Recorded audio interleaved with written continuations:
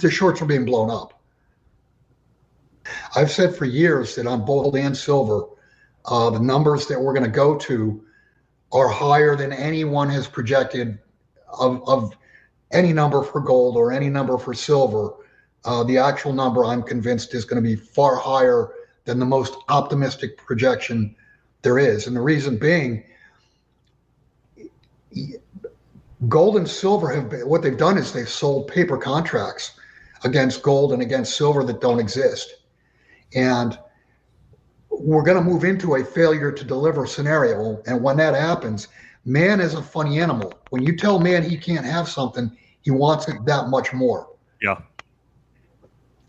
And I mean, you're talking literally trillions of dollars that are going to be dislodged from the stock market, from the bond market, even from the crypto markets. And all that money is going to be pointed toward gold and silver. Those markets, I mean, especially silver being so small, they cannot handle the type of capital that's going to be heading toward a safe haven or these safe havens. And one other aspect of man, fear is the greatest emotion there is. And people are going to be moving money into gold and silver, not out of greed because, I can buy gold at 50 and I can sell it at 100 or 200 or whatever. That's not going to be the motivator. The motivator is going to be fear of losing everything in other markets and putting that money into something that is a safe haven and cannot bankrupt. That's the whole key. They can't bankrupt in a world that is defaulting. Well, you remember the big lines that we saw a month ago in China and in Australia and in other parts of the world where people were just waiting like blocks in line from the entranceway of these different bullion sites. And there was no shortage of silver or gold or anything of that matter. It was just a huge price spike. One could argue that, was mainly driven by shortage. Go ahead. There was a shortage. That's true. There was in China. That's true. There was in China, but also there were limits on the amount that customers could cash and carry out. So they did try to ration what supply they had. Yeah, and that's like that's just a fraction of the kind of scenario that we're kind of thinking up in our heads, because there's no real. There was no danger of the fiat currencies are devaluing. You look at the money supplies of the U.S. dollar, the RMB, the euro, the Japanese yen, all of them. They're all going up at the same time. But there's no real imminent threat that your currency is going to be devalued to the point where you have to go out and spend whatever you have and procure the metals ASAP. But that was a very small sample of what was to come. And it was pretty big. Those lines were pretty big. Especially in Asia. Right. Well, the biggest lines you don't see, and I don't see, nobody sees them. The biggest lines are the electronic lines. Mm-hmm. Once you get full-fledged movement from, family offices, hedge funds, they're smelling blood in the water. Once we get to that point, it's going to make what we've already seen look like not even just barely a starter. Yeah, and we're already starting to see crypto sell off. Bitcoin is down to 90,000 some odd dollars, but gold and silver have both held on fairly steadily. It appears that crypto is highly correlated to the NASDAQ, which is atypical of a safe haven asset like gold, and to somewhat of an extent to silver as well. Silver does have some industrial usage too, but when I look at silver and I hear these arguments that silver is more industrial than monetary, but doesn't the fact that silver have utility kind of make it more valuable than gold? Or the fact that silver has more utility than gold, shouldn't that make it more valuable? Holding the supply side constant? Well, silver's got many, many uses. It's not just industrial. You've got technological, you have medicinal. Go back hundreds of years. You remember the term, he was born with a silver spoon in his mouth. Well, only the wealthy people could afford silverware. And the reason they used silverware was because the antibacterial properties. the antibacterial that properties of silver. Right, exactly. Gold is basically strictly money, and silver for several thousand years was also money, but it has other uses. It has more uses than any other element on the planet.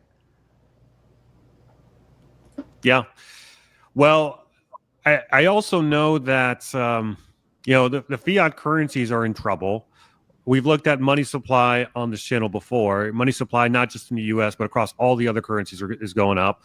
But you also have something else that's going up, and that is something you just brought to my attention before we hit record, and that is the Japanese 30-year yield. I mean, check this bad boy out. Currently at 3.337%. Well, this is an all-time high in the Japanese 30-year yield. So why is this something to keep an eye on, Bill? You want to keep an eye on the Japanese interest rates and also the Japanese yen, because that is it's the bed, if you will, for the carry trade. The carry trade that had been put on. They were doing this back in the 90s, early 2000s. You could borrow in yen at low interest rates, and you could just turn around and buy U.S. Treasuries and make the spread, and that's fine as long as interest rates don't rise in Japan, and it's fine as long as the yen itself does not rise in value versus the dollar. It was a cheap way of funding, and it's being shut off. Not only is it being shut off, but it's turning some of these carry trades upside down because the rate to carry is higher and the cost to buy the Japanese yen back is higher. So the carry trades are blowing up. That's what that chart is showing you. Right. But you also have the 30-year yield here on the U.S. side. I mean, that's also that's still trading at a premium to the 30-year Japanese bond. Currently, you've got the 30-year at 4.73. Is the number to look out for? Is that when the when the Japanese 30-year begins to overtake the American 30-year? Oh, yeah, well, that would certainly be a cause for alarm. But just this elevated level, if you're looking at the chart, it's straight up. Yeah. When is that going to stop, or does it stop? So what is this implying about Japan's current status?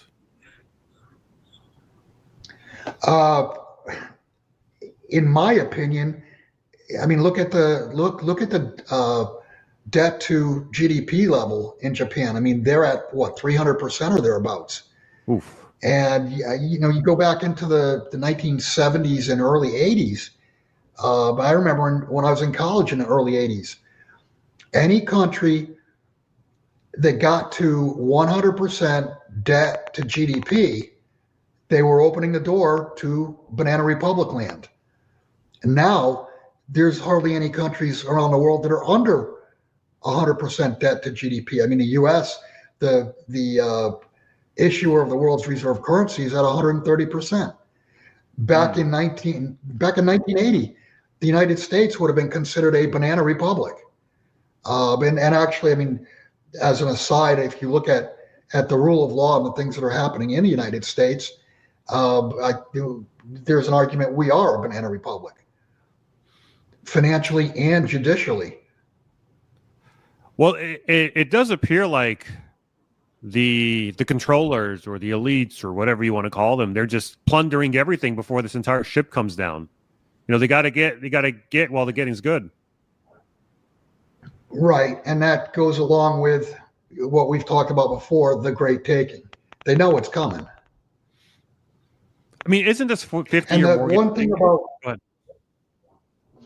that's a joke, the 50-year mortgage. That is absolutely hilarious. I posted, when the day that came out, I posted to my website, a couple articles on that. And that is That is so bad. That is so, yes, it lowers the monthly payments, but it's putting people on the gerbil treadmill. It's just, that is stupid, in my opinion. I did want to mention the other thing with gold and silver. You've got the two markets. You've got the paper market and you've got the physical market. And for years and years and years, the paper market acted like the tail on a dog that wagged the dog. In other words, paper markets made pricing. They priced the market. The problem now, because with COMEX and with LBMA, you have buyers that are lining up to take physical off the exchanges. The problem is they can't print gold and they can't print silver. The only thing they can do is print contracts that, when all is said and done, they cannot perform, which makes them worth zero. All I'm getting at is the physical markets are taking over here. Yeah. And we saw that happen a few weeks ago when we had this point of backwardation in silver. And now the gold spot market is getting awfully close to the futures price in gold as well.